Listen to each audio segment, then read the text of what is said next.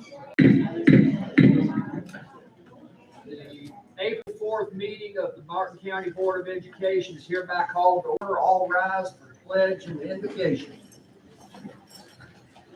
Pledge allegiance to the flag of the United States of America and to the republic for which it stands, one nation, under God, indivisible, with liberty and justice for all.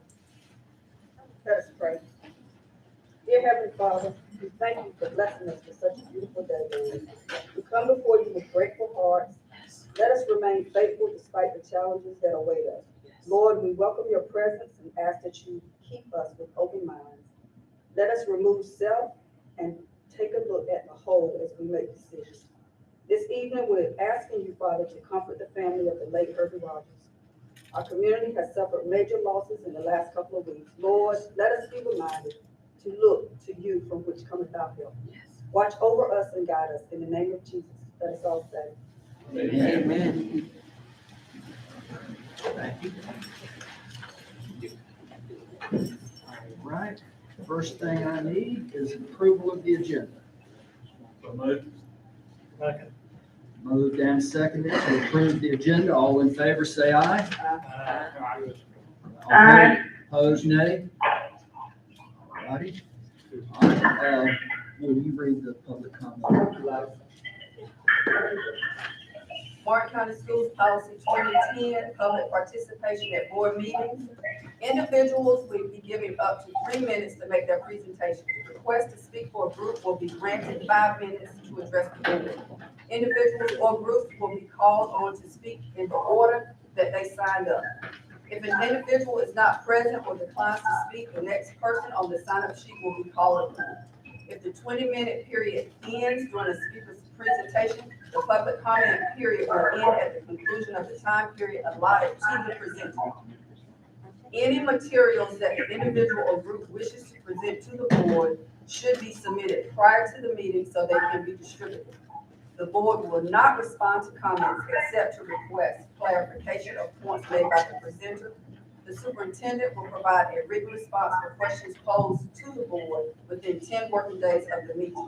The board will not hear public comments related to personnel issues or student issues that are under investigation by the administration. Thank you. Ms. Cleta Harrell.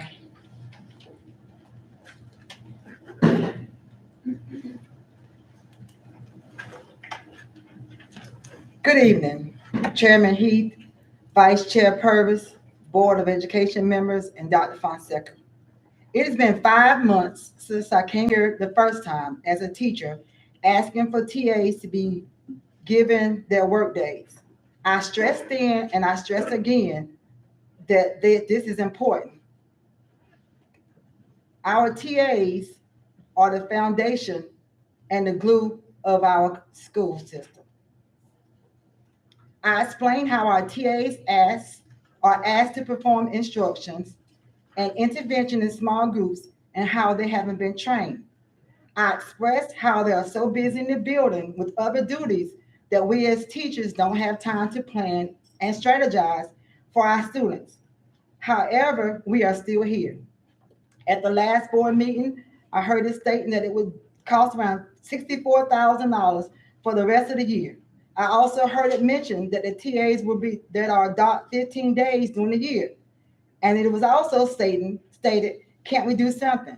I recall Dr. Fonseca saying that it was included in the budget for next year, the budget that was presented to the Board of Commissioners.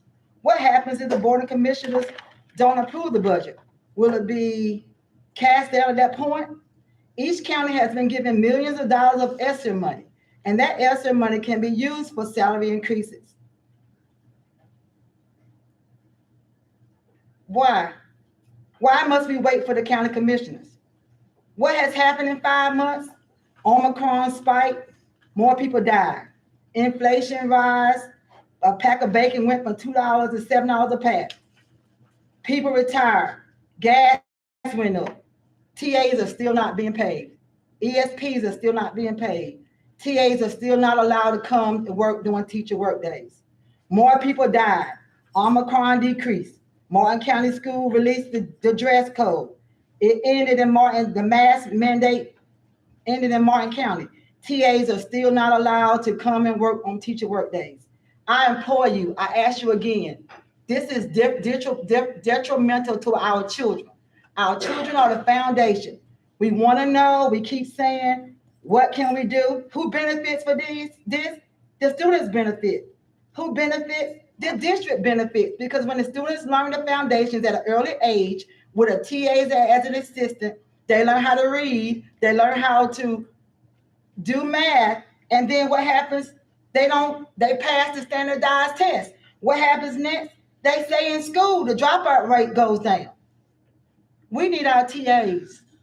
We need them to make a living wage. Everything is going up but their salary. They cannot afford when their days are docked. We started a petition online. We had 66 people that signed online and 44 signatures. This is needed in our county. Thank you. Thank you.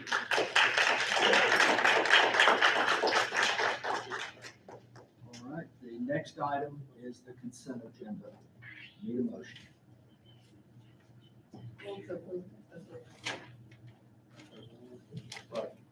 Got a motion and a second to approve the consent agenda. All in favor, say aye. Aye. Opposed, nay. Consent agenda is approved. Move on to the information items. Dr. Fonseca?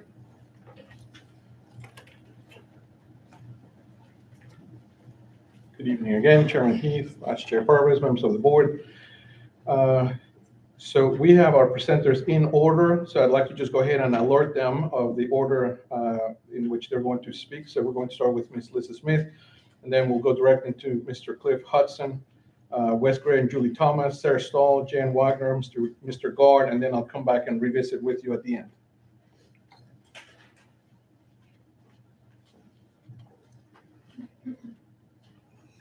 Good evening. I'm Lisa Smith. I'm the director of the North Carolina Cooperative Extension Service here in Martin County. And late in February, we offer the opportunity to all the youth ages 8 to 18 in Martin County to participate in a poster contest highlighting the small farms in North Carolina. We celebrated Small Farms Week, March the 24th through the 25th, and the winning posters, which were just 8.5 by 11 sheets of paper, have been framed, and they are currently posted in the courthouse here in Martin County. And tonight I'm going to present 3 of the winners that are part of the Martin County school system with a certificate and also a gift card. These students have also been invited to attend the next county commissioners meeting with me, where they will be honored at that meeting as well. So first we have Lauren Davis. She was second place in the 8 to 10-year-olds. Lauren? Oh, I'm sorry, Lauren Daniels.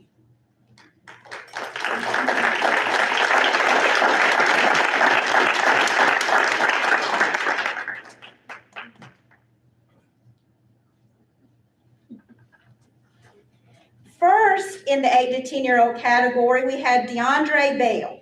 DeAndre here?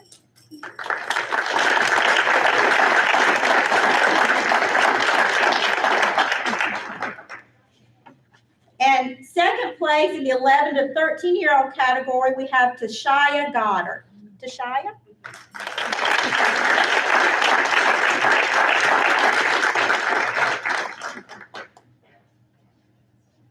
Thank you very much for giving me the opportunity to honor these really good students. Thank you. Ms. Smith.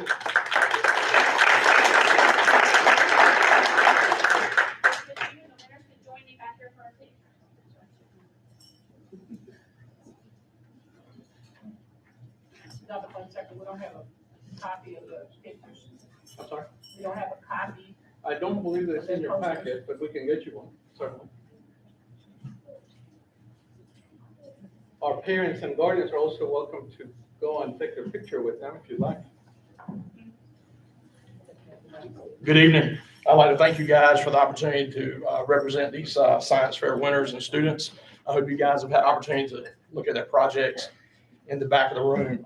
First of all, this was a non-mandatory event, so these students did these projects on their own. They did it because it's something they wanted to do. So first of all, I would like to thank the students for their hard work. I'd like to thank the parents for the work, because we had a couple rounds in which were virtual. So these parents had to do some things at home to help their students as well. I'd like to thank the teachers, the principals, the curriculum staff, all of the judges that helped put this thing together for us. I would say our students represented Martin County and their schools very well this year. So first off, we have from E.J. Hayes, first place was Revis Turner.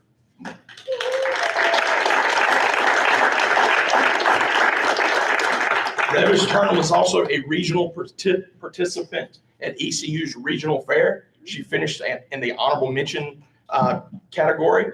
And by that, she also got to go on and present at the state fair, where she was actually an exemplar award winner. So she finished the top 15 in the state of North Carolina out of 105.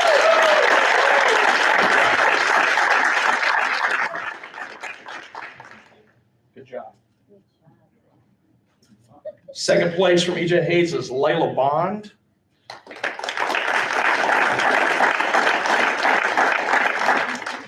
Second place also from E.J. Hayes is Lane Burrows.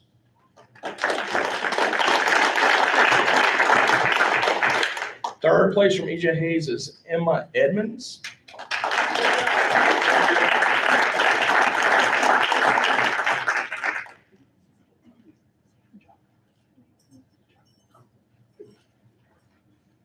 Honorable mention from E.J. Hayes is Natalia Chirinos.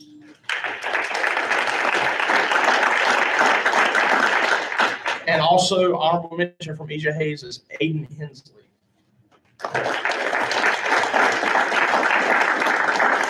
Next, we have South Creek. First place was Ben Cross.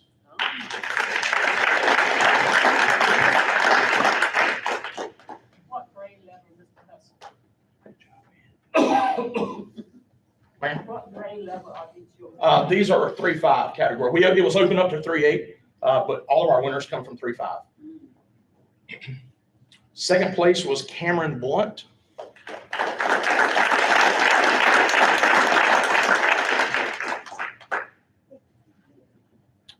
Next up, we have Rogers Elementary. First place is Mason Bonds.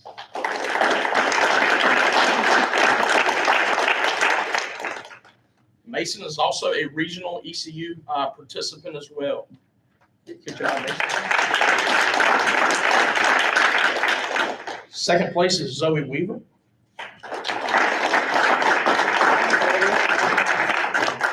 Zoe's also a ECU regional participant as well. Good job, Zoe. Next, we have Nick Hollis.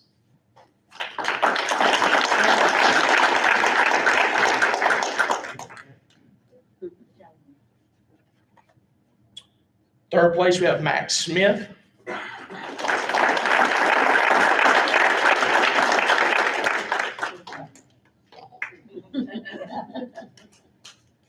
And last, we have Anaya Brown from, we have Juliana Dassard, I'm sorry, third place from Rogers.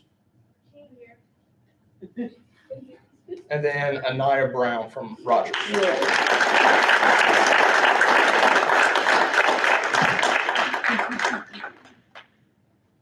Next up, we have Jamesville Elementary School.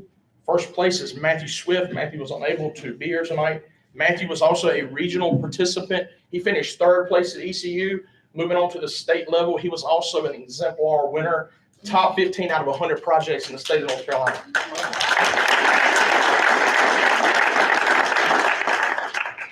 First place also at Jamesville was Abby Hayes.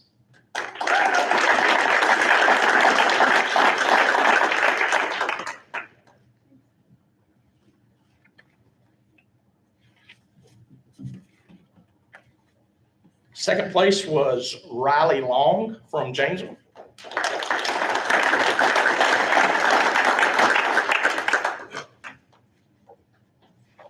Riley was also a regional participant at ECU as well.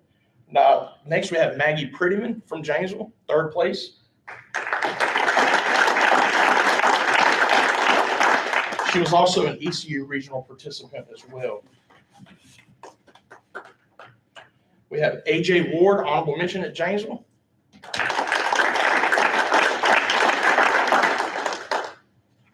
and Paris Hall was an honorable mention winner at Jamesville.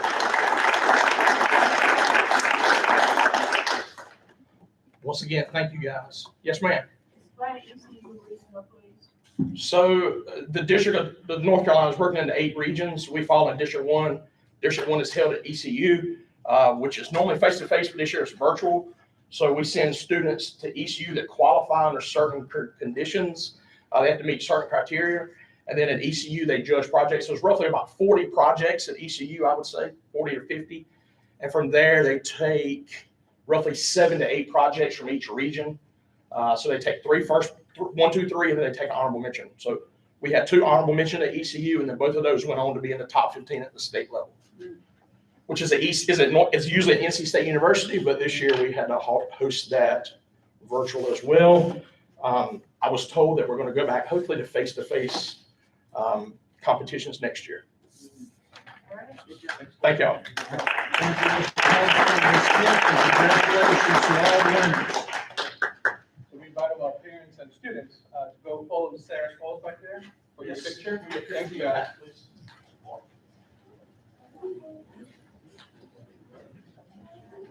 Wes Graves next. He's coming.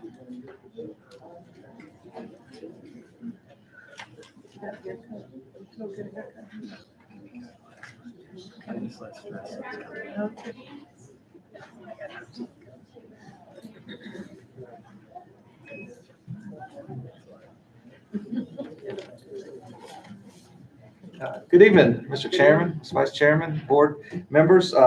Very, very short update tonight, which is great news because very, very few cases of COVID-19. The last week, we've gone down reporting about once a week because of the cases have gone down so much. We're going to do Tuesdays and Fridays, but now we're just doing Tuesdays. So we'll have a report tomorrow, but since last Tuesday, we did the numbers this afternoon. We've only had 4 new cases in the entire county in the last week. 0 active cases for the first time in months and months. 0 actual active cases hospitalized or at home. So that's really, really good news. Since the last time I talked with y'all, we've had just 22 new cases in the last month. And so we've really, really gone down, especially in the last 2 weeks. Statewide, in the last week, we've only added 5,000 new cases. Great news there.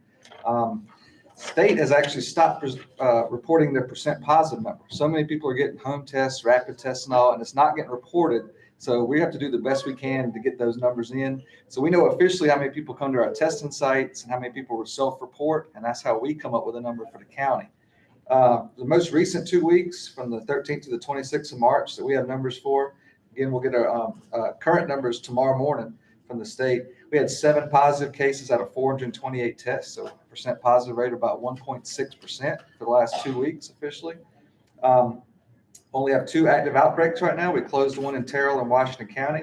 So right now we're just looking at the Carrollton of Williamson and the Williamson House. Those have not changed in over 28 days. No new active cases there, so we'll likely pull them off starting this week. We'll have 0 active outbreaks in those self-care facilities. Our vaccination rate still stands about 53%, 1 dose, 49% both doses, and about 44% of people with 2 doses have come back and got their booster shot. We're still doing booster shots. The majority of our shots are that pediatric Pfizer shot. So kids 5 to 18, I'm really pleased to see more and more kids coming in there. Our rate's still about mid 30% of that population. So when I look at who came in that day for a COVID shot, it's majority of those are pediatric Pfizer, which is very encouraging. CDC, right now we measure community levels by county, and what they look at is hospitalizations and utilizing hospitals and new cases. That's kind of how they judge a county's health. Basically, there's 4 counties that are even mildly elevated in North Carolina.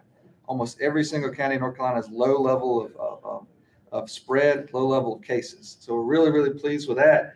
And that's just good news to me. That's the first time in a while we've been really, really positive with the news. So again, 4 cases in the last week. We still have our testing sites in Martin County, 3 sites, Williamson and Scout Hut, Robertsonville at East End, and then our newest one's at Gospel Light and Dardens. So with that, I'll be happy to answer your questions. I got my second booster at Walmart Saturday.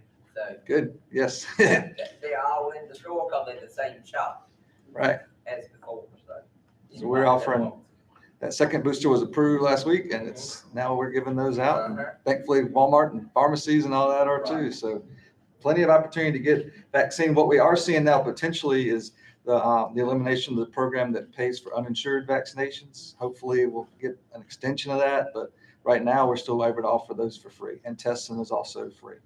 I will mention too, going forward, the state's really going to not report so much the percent positive and number of new cases. We're mainly focused on hospital utilization, looking at hospitals and seeing and doing syndromic surveillance like we do for flu. And that includes wastewater testing and mainly ER visits for respiratory viral symptoms. And so we also look at hotspots around the globe, around the country, to make sure we'll know if something in advance is heading this way. Right now, we're just looking at the Omicron variant, that BA2 variant. We're seeing a couple of places in the UK where that's rising. But right now, 81% of the cases in North Carolina are that BA1, regular Omicron. BA2 is about 18%. That's rising a little bit. We don't see that as anything that's going to cause any kind of spike anytime soon. We haven't seen that play out in other places. So that's going to be going forward, just going to be promoting vaccinations, monitoring hotspots, getting that early warning system if it's heading this way, and then but mainly promoting that vaccination here at home and testing. So with that, happy to answer any other questions. All right. I appreciate it. Thank you. Thank you, Liz.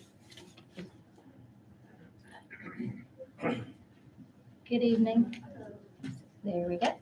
So my report goes right along with Wes's. Our numbers are looking good. This past week was 4 weeks in a row that we had 0 COVID cases positives for students or staff. So the data that you have here is for the week of March 21st through the 25th. Again, for last week, 0 positive cases for students and staff. We are still sending a few students and staff home with symptoms, as we're required to do by the toolkit, but none of those have been positive. They've mostly been allergies and that stomach bug that's been going around. But, they are presenting with symptoms. We're sending them home. So that's the previous week, and then that's our cumulative numbers that you had there since August. Questions? Questions? Thank you. Thank you, Thomas.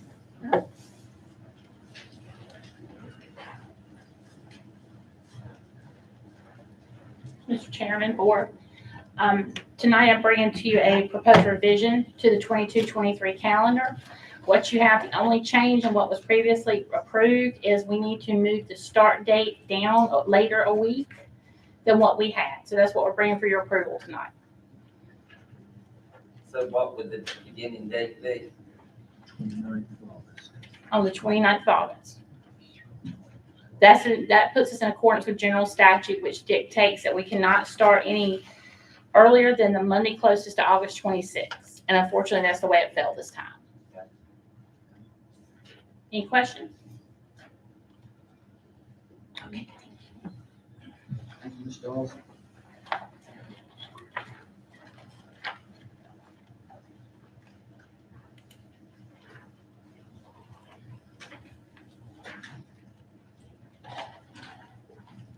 Good evening. Good evening, Ms. Wagner.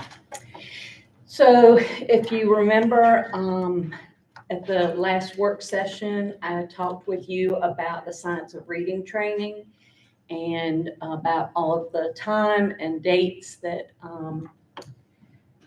it would require for all of our K-5 teachers, core teachers, as well as our pre-K teachers and administrators, school administrators. And I finally met with the letters representatives last Thursday, and their dates closed very quickly. And so I had proposed some dates during the work session, and that had been provided for you. But the dates that we have ended up with, we would have a kickoff on August 24th, and then September 30th in our calendar, the one that Ms. Stalls was just speaking about, that is an early release day, and we're asking to move that to 12 o'clock instead of 1 o'clock. That would be 1 additional hour of instruction we would lose. On October 13th, that is already a mandatory workday, so we don't need to take any additional time. On November 10th, we would add an early release day to the calendar, and that would be 3 hours of additional time. And on December 9th, we would also add an early release day, and that would add or take away 3 hours of additional time from instruction. If you'll notice that just those 4 days, that is only 1/4 of the face-to-face training that the teachers will have. Then going into the spring semester, it was a little bit better, only had to add 1 early release day, or only asking to add 1 release day, April 21st. And that again would take 3 hours. So as you can see, that's a total of 10 instructional hours that we would lose from our calendar. Any questions about that? Okay. We did, in the meeting, Amy Emerson and I did find out that because we do not have at least 20 pre-K teachers, and because we do not have at least 20 school administrators, that our pre-K folks and our principals would have to do training in a regional training. And so we didn't get to really pick the dates. These are the times that we would have to take for the training. In talking with Ms. Emerson, we felt that we could work with the schools and ask for some coverage to assist the pre-K classrooms in keeping their ratio until school got out. And then you see it goes until 4 p.m. so the students would not be in the classroom. They did not have dates for spring for the pre-K, so we would have to, we'll have to wait on that until they have those dates. And then the principals would have 1 session in October and 1 session in March. If we would like the assistant principals to be trained, then the district would be responsible for paying for this training, as well as for any other training, for any other leaders, school leaders that we would like to be trained, or any other teachers that we would like to be trained in the science of reading through letters. I did tell you last time about the Northeast RESA did pay. We have 3 of our instructional coaches, as well as our 3 elementary instructional coaches, as well as Miss Leanne Hudson, who's our MTSS coordinator, and they just started the program last week. So they are going through that, and Northeast RESA paid for them to go through the training. And I think that's all I have. I just ask that you please consider adding those early release days to the calendar. I know that's not something we typically want to do, but I don't know how else we would get this training done with our staff if we did not have that time during a school day. Any questions? Your planning for the dates on this, is this on the proposed new calendar or the old calendar we'd already approved? This is the new calendar that Ms. Stalls just gave you. These dates are based on that. Okay. Yes, sir. That's You're what I was welcome. gonna ask too. Yes, ma'am. What's your recommendation with the AP attendance? I think that if assistant principals are going to be asked to monitor what's going on in the classroom, then I think it is important for them to also be included in the training. And because the administrative training is only 2 days during the year, we could do the principals on different days, the assistant principals on different days than we do the principals. Yes, ma'am. And Yes, ma'am. Did you say all of these are gonna be at a regional place or Well, they're actually all virtual, Oh, but, okay, but, okay. But your point was, we didn't make the minimum, right? right, for these two groups, I didn't yes. know there was a lot of travel involved. So- No, ma'am. Okay. No, ma'am. Ms. Any, Wagner, Ms. Mason has a question. yes, ma'am. What did she say? He should have a question. We can't hear you.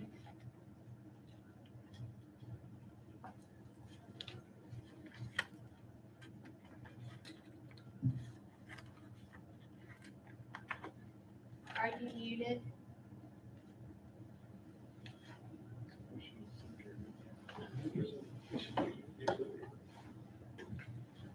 While we wait, I would like to clarify something because earlier I said face-to-face. Just because the delivery is virtual, the teachers will have someone virtually face-to-face. So I didn't want you to think. Together, in a room together. They only will have 42 or 43 teachers at a time. Hold on a second. Okay, go for it. Okay. Okay, can you hear me now? Yes, ma'am. Okay, so getting back to what you were saying earlier, does that still, by us being able to start late, you still cannot have, graduation before Christmas? Yes, We will not end the semester at Christmas. we will be unable to do that. Yes, ma'am.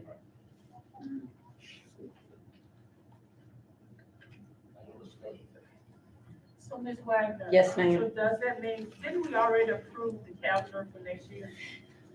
We did. So does that mean we have to go back and change it? Yes, we do.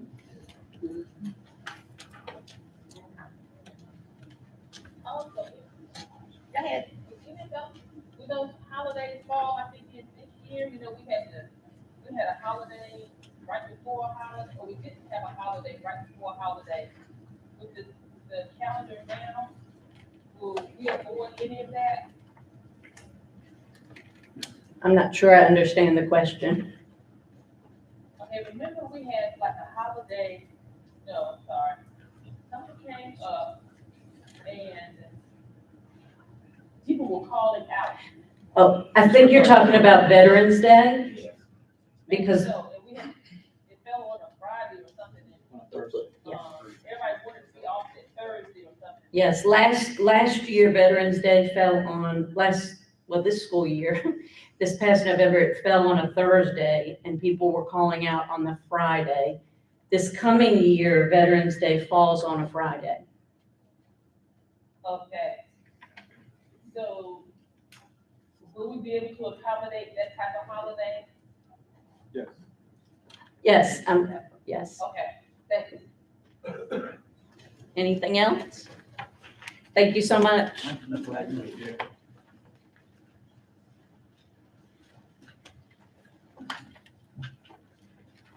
Good evening.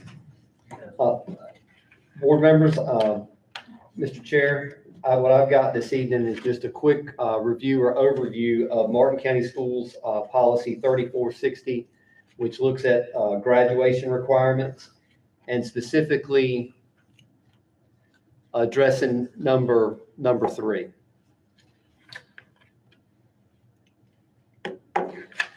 This policy was adopted in March 1st of 2010, and the policy was revised November 2nd of 2015, which we operate under currently. All students, with the exception of students enrolled in occupational course of study, must successfully complete an approved technology course.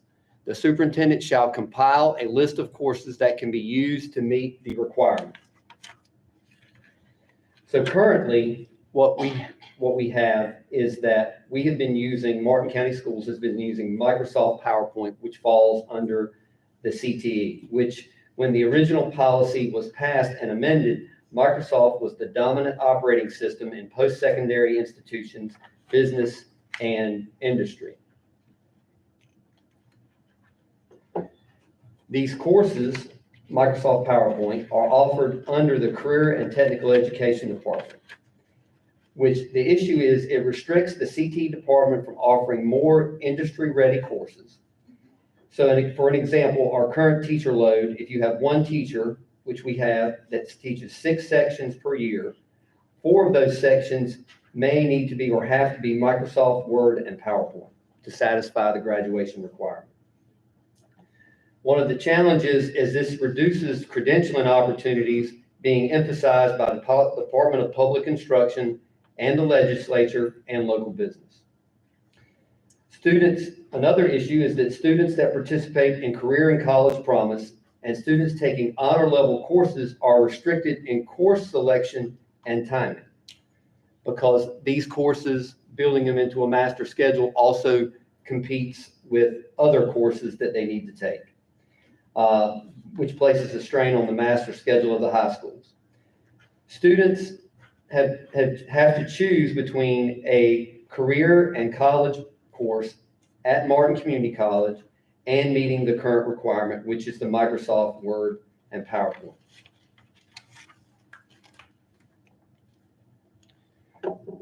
What we're proposing is we would like to revisit the current policy and give the superintendent the opportunity to collect an updated list of courses from the Martin County Schools CTE Department, Martin Community College, and North Carolina Virtual Public School.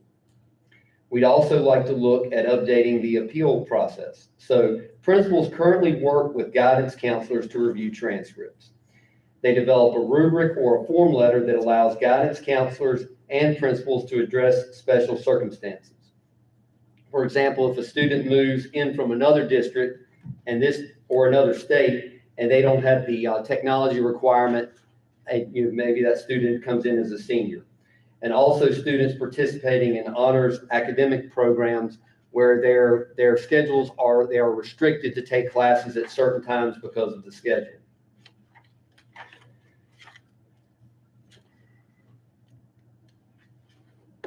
So what our proposal is, what we would like to do is on the career and technical education options is continue the Microsoft PowerPoint option to complete the 2021-2022 school year. We'd also like to look at adding options where students can earn Google certification prior to graduation, and this can also be offered in middle school. There are some districts that are offering a level 1 Google certification in middle school, which would take the graduation requirement for some children to have it out of the way before they even get to high school, but still meet the requirement. Also, they can have the option to complete or pass a Google Workstation productivity course or complete or pass Adobe Visual Design 1. These options will give career and technical education, or our department, the opportunity to use our current faculty and resources to offer more industry standard courses, and will allow students the opportunity to earn credentials that will allow students to be able to go to work. And what I have up there is in May, when I present the district plan for career and technical education for the next 2 years, I'll go into more in depth in those parts in May. Any questions? So when do we need to change this policy timeline? That is up to the board. We would like to be able to do it as soon as possible to try to head off any issues that we have with our current group of seniors, but definitely be able to have something for you in a work session or something with Dr. Fonseca's permission, where we'll have a list of accepted courses that we can go to and to meet the needs of the students and meet the needs of the graduation requirement. So when are students now preparing their choice of classes for next term? They're currently going through scheduling right now. Yes, ma'am. So would that hinder? Well, it depends on what grade level they are and what courses they're signing up for. Yes, ma'am. What the challenge has been in the past is that we would have a student, for example, a student that their junior year of high school would go on to Martin to start taking their CCP courses, and they would come back to, well, when I was principal at Riverside or South Creek, and they would take like their English and their social studies requirements that they had to have with us. Well, the challenges that we would be that, Martin Community would offer like one class at one particular time, And if it contradicted with the Microsoft class and we didn't have a way to supplement it or to sub something out, then that child had to make the choice of taking the Microsoft class or say taking their college math class and go ahead and getting that out of the way face to face. And there's nothing wrong. It's just the kids we have now are excelling in career and college promise. And at the time when this policy was done, they were taking maybe just a sociology, psychology, maybe a few CTE courses. So all we're looking at is the opportunity to allow the policy to catch up with the students of 2021, 2022. And let them be able to take the courses early and not wait for their junior or senior year, correct? Yes, ma'am. Yes. Exactly. That makes a lot of sense. Yes, sir. Secretary. I want to commend Mr. Guard and his team for all the thinking and with our curriculum folks and doing more for our students, even as you heard, all the way down to middle school. One of the things that we can do is not modify the policy and just simply update the list of courses. And that we can do tonight. Okay. So my recommendation would be, and I can meet, Mr. Guard and I can meet after the meeting or tomorrow, but that's one option as well, to not modify really the policy, but just really update the course list. So with your blessing, we can do that tonight. All right, sounds good. Yes, sir. Thank you.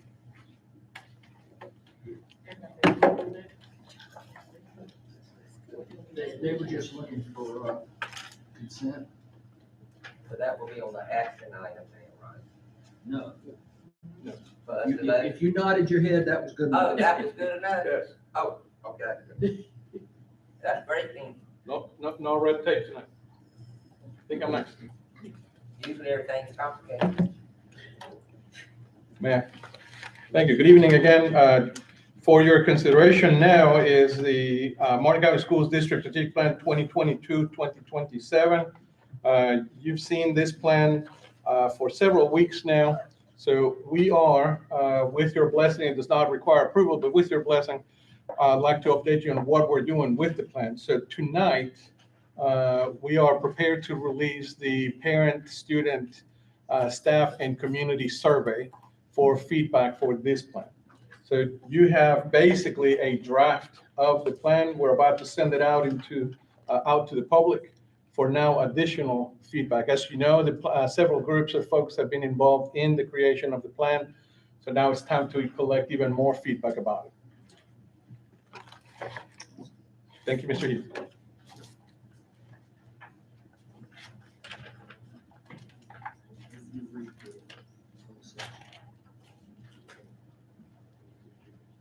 Mr. Chair, I move that the Martin County Board of Education enter closed session, subject to the advice from the attorney pursuant to North Carolina General Statute 143-318.11A1 and A6 to prevent the disclosure of confidential personnel information under General Statute 115C-319 to consider matters relating to the initial employment of an individual employee.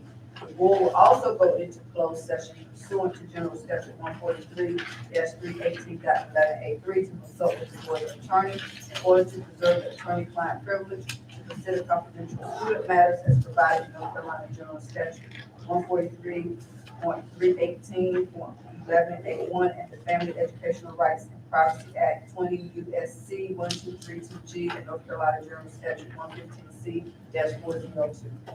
All right, we have a motion to go into closed session. Second. All righty. I'm going to ask for a show of hands this time. All in favor of going into closed session, raise your hand, please. That looks unanimous. Closed session's granted.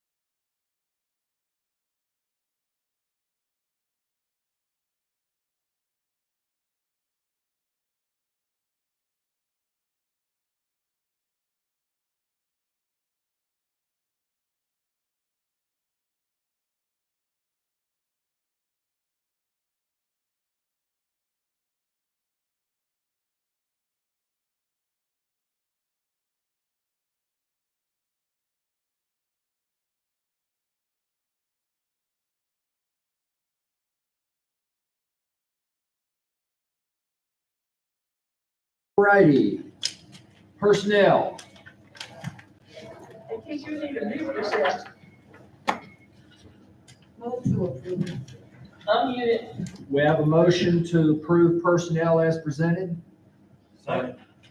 Motion now second to approve personnel. All in favor, please show of hands. All righty. Personnel is accepted. Closed session minutes. Has everybody had a chance to look at those? Mr. Heath, I make a record, approval of the minutes with changes on March 7th from Ms. Masson to Ms. Council. That's the sixth paragraph. Is there another one to change?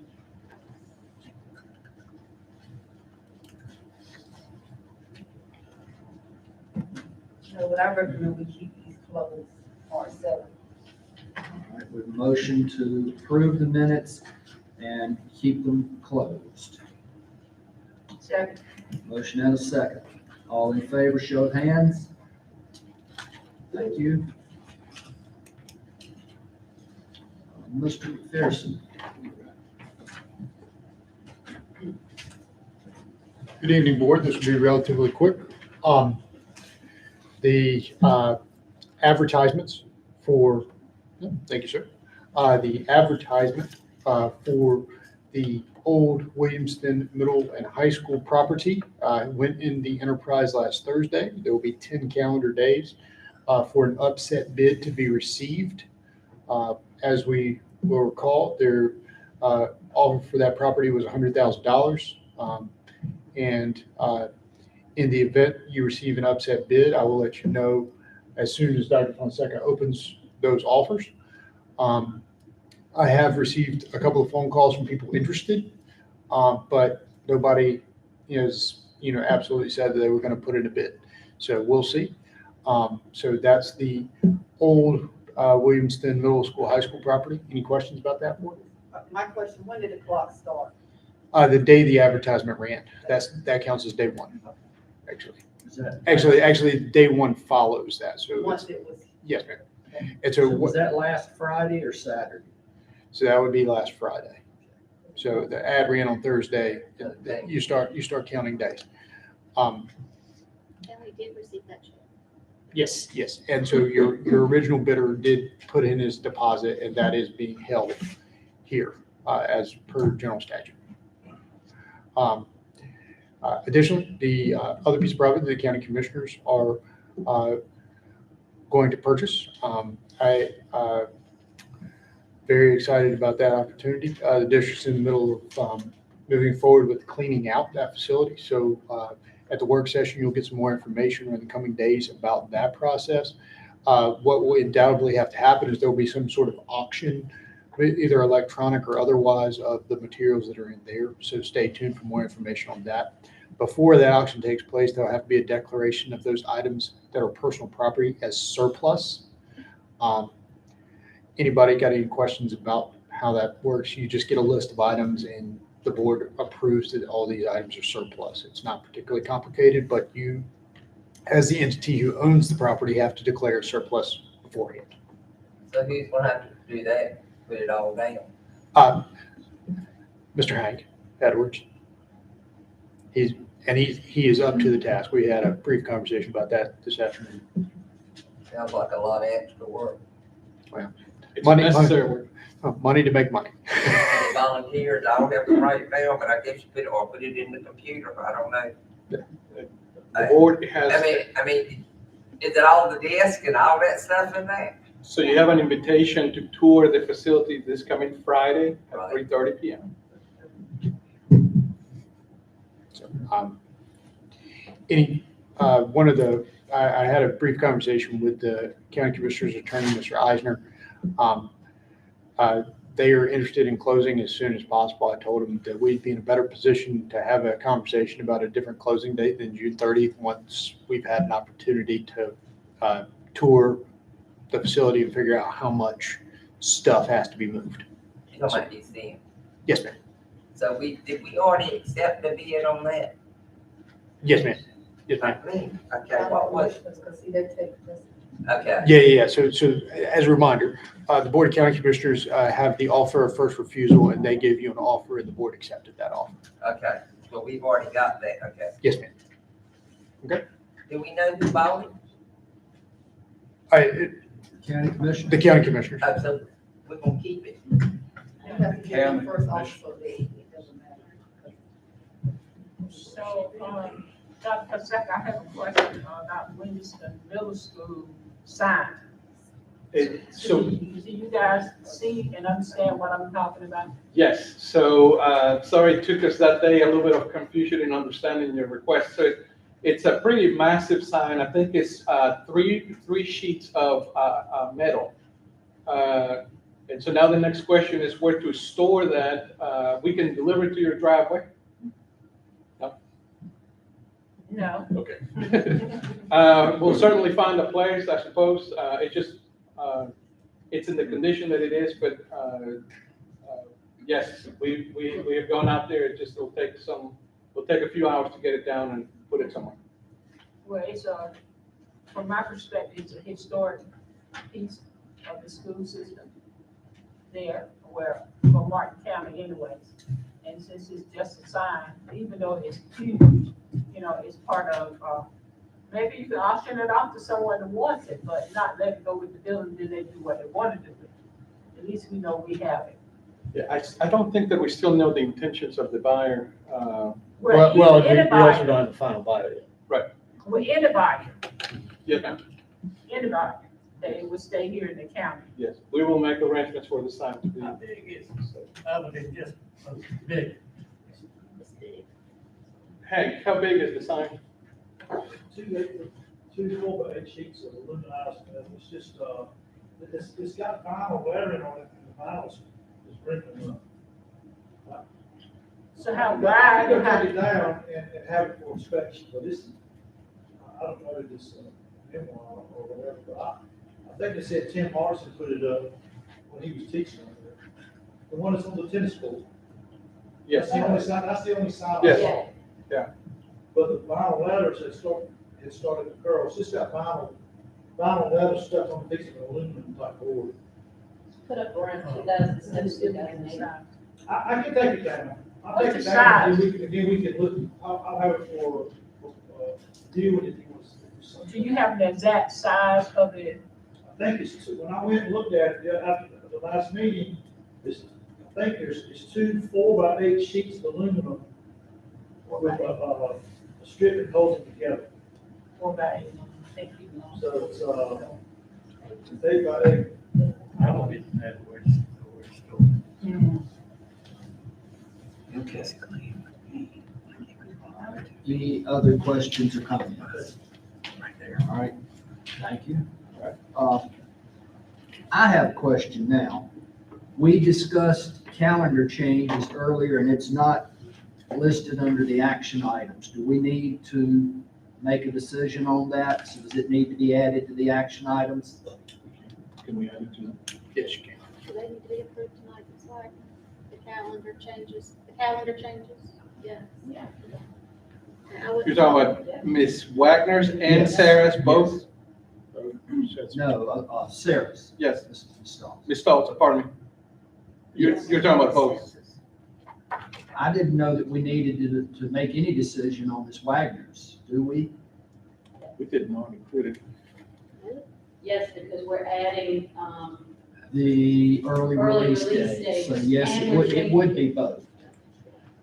Mr. Chair, just a recommendation, may be best to have that formalized calendar in front of you for review before you take a vote on it. Just a recommendation. I would think so, because it's gonna change a lot of stuff. Okay, so that will not be added to the action items. You have a deadline on? do I have to? Yes. I mean, we need to get it out as soon as possible. If the dates, the early release days that I've, proposed are not frozen, and I have to go back and meet with the team about, what other days. Okay, I would say plan on it. We will officially adopt it at a later date. all right. That sounds good enough for me. Thank you.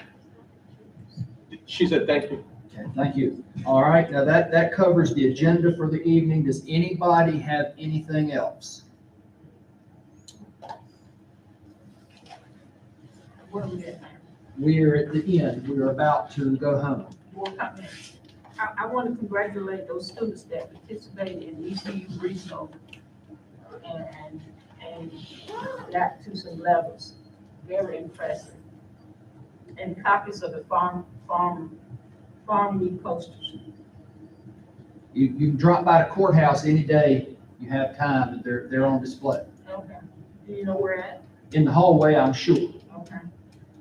I would also like to congratulate the students tonight. I did have time to go through and read each one of the posters in the back, and I thoroughly enjoyed every one of them.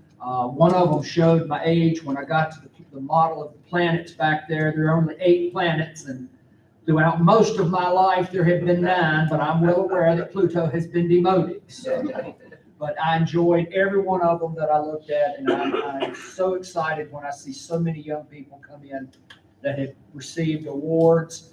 The ones that didn't get the awards, that participated anyhow, I'm just so proud of all of them. All right, anything else? Anybody else? Well, on that, I'll say the meeting is adjourned. Go home, watch the basketball game. So somebody said there's a game. I heard something about that. Mr.